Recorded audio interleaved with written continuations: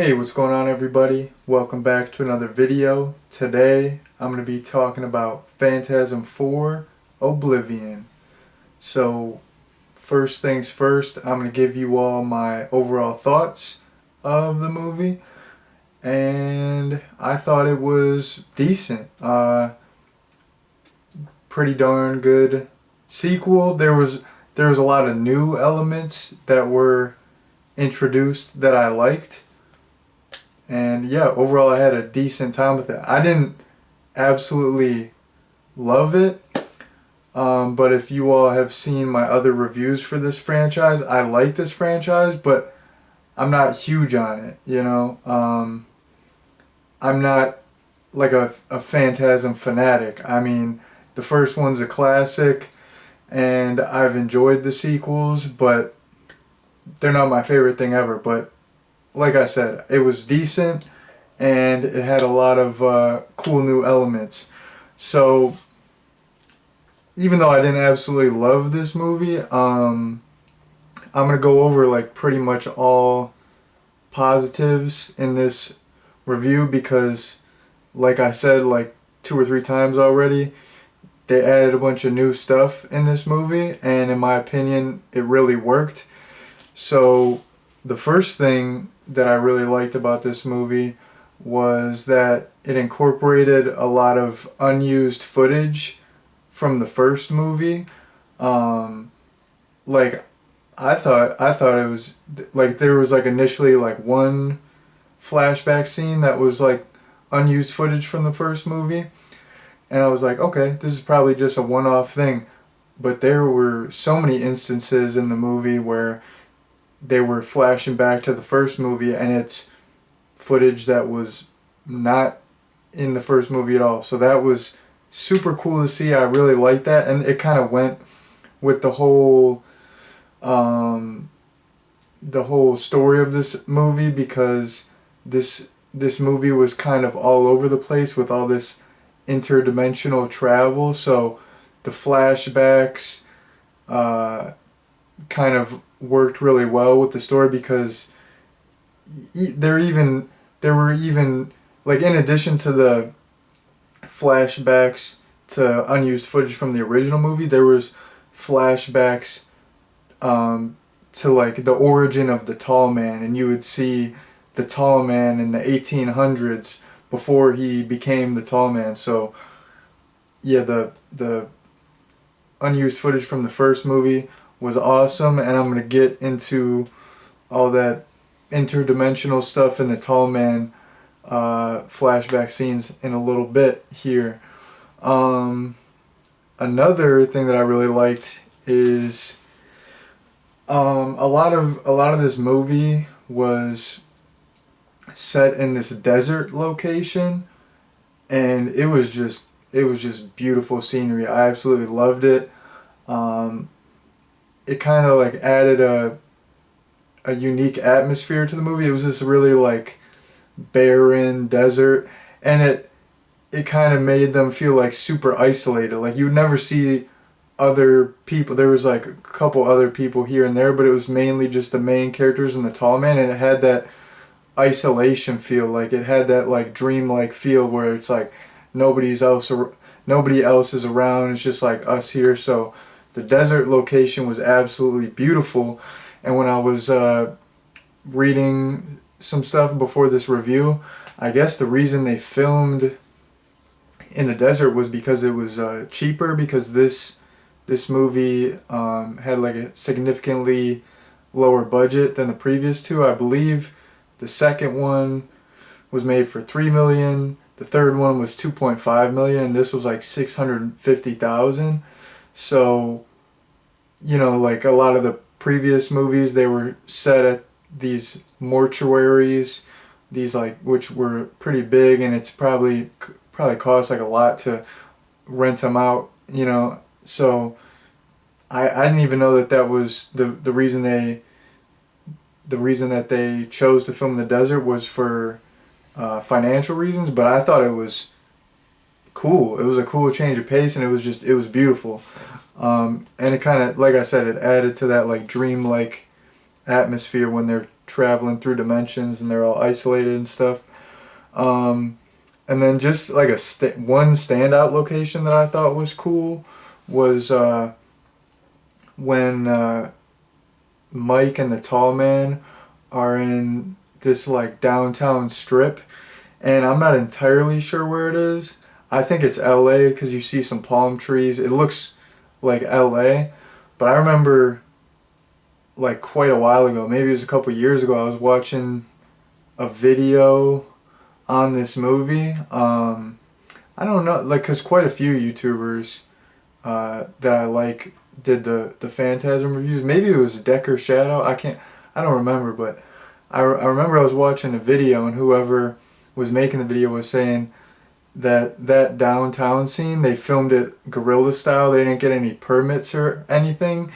It was like a holiday, and they filmed like super early in the morning, so they just lucked out where there was like absolutely no people on the street, and they pretty much did it for free. So I thought that was pretty cool, and it was a beautiful shot, beautiful location.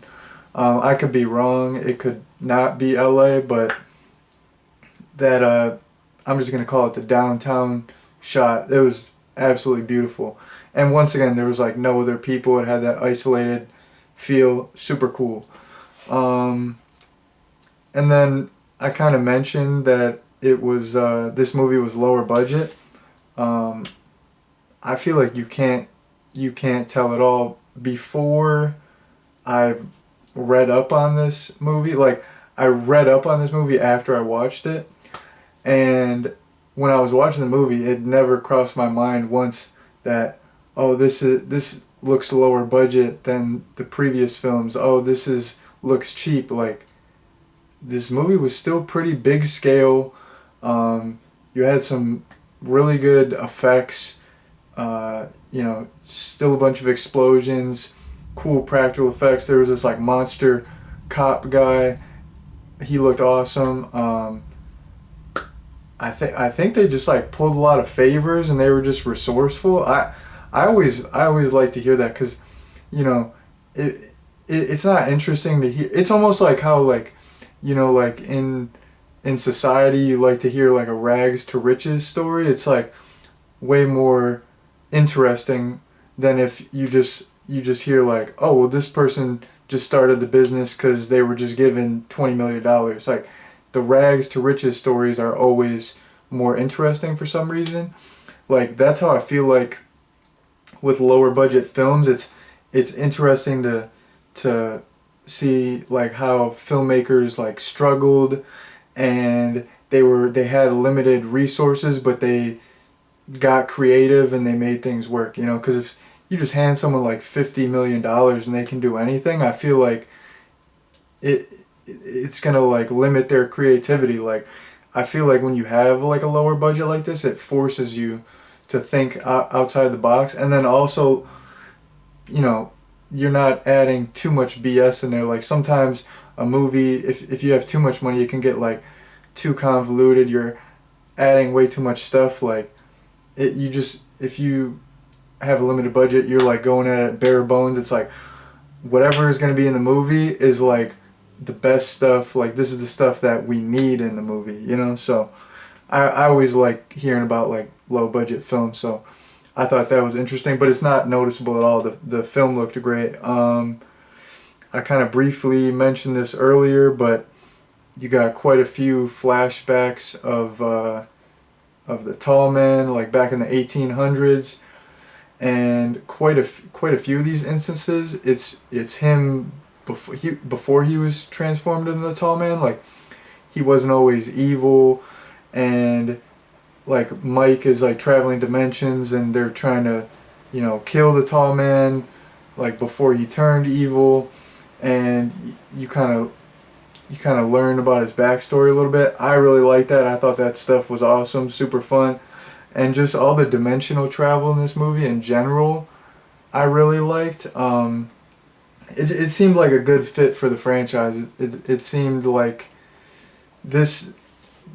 I feel like this movie kind of went in like, I would say like a predictable direction, because the first movie was kind of weird and dreamlike and had all these fantasy elements. Like this went in that same direction and kind of took it a step further, which I liked.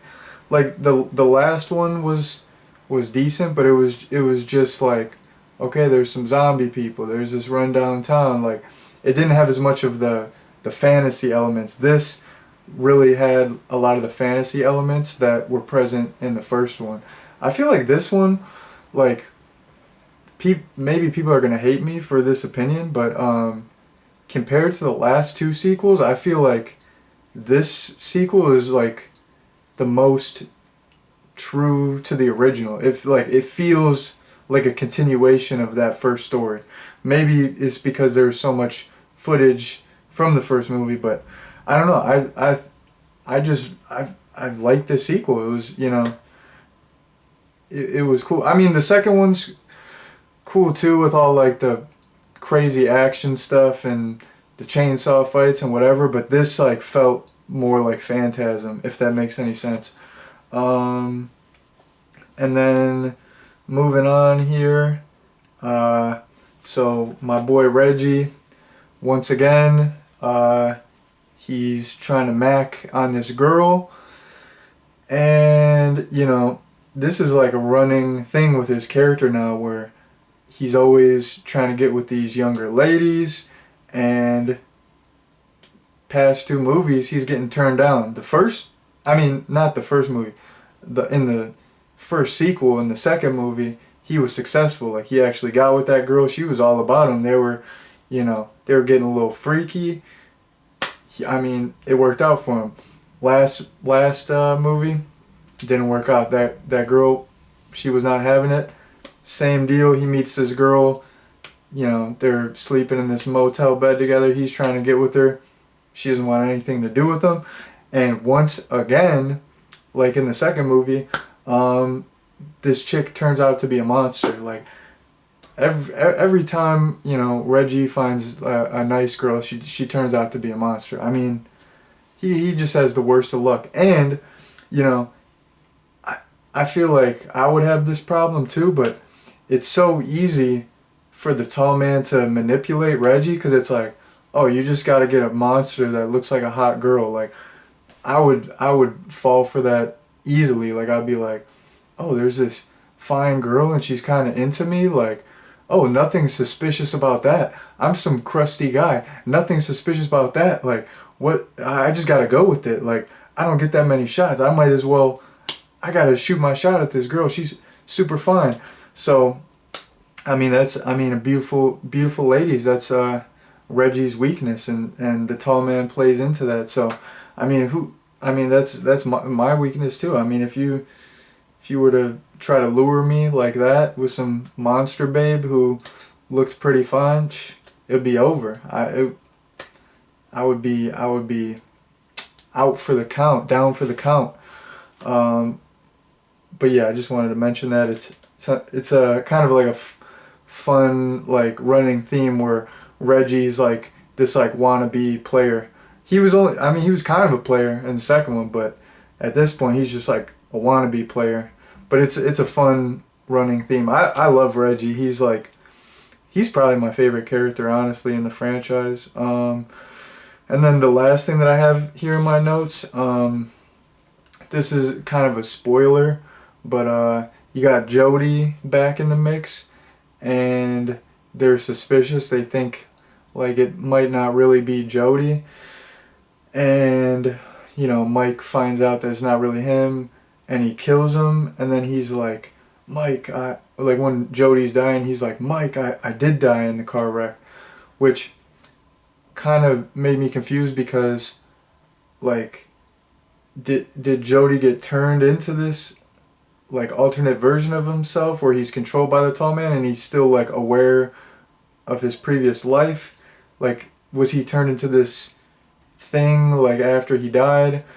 And then I was also thinking, like, if it's like a clone of him, why would the clone say like, Mike, I died in the car wreck? Like, I don't get it. And then I was also thinking, so if he died in the car wreck, would that mean that in the first movie he was possessed by the tall man, or was the first movie really a dream?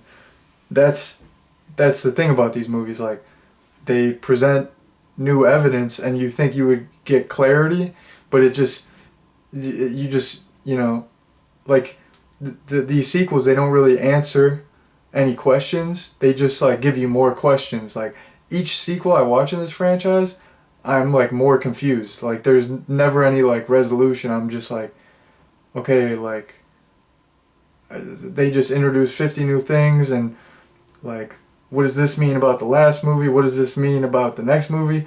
I don't know what's going on. And that is a problem that I have with this movie. Like I've said this every review, and maybe I'm just like a normie, and I can't get into these films. Like, they're not as like straightforward. Like, the story's not as straightforward.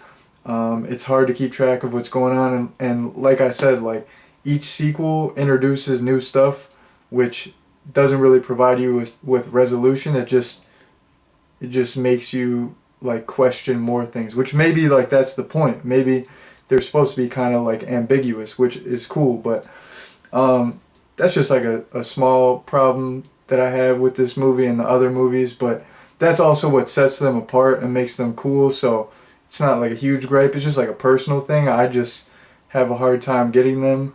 But hey, maybe I'm just stupid. I don't know. Or I don't know. Maybe nobody understands them. Who knows? But anyways, yeah, overall, it was super decent sequel, cool follow-up. Had a lot of super awesome stuff going for it. So if you're a fan of the first film, or you're a fan of the entire franchise, I would say this is a must-watch.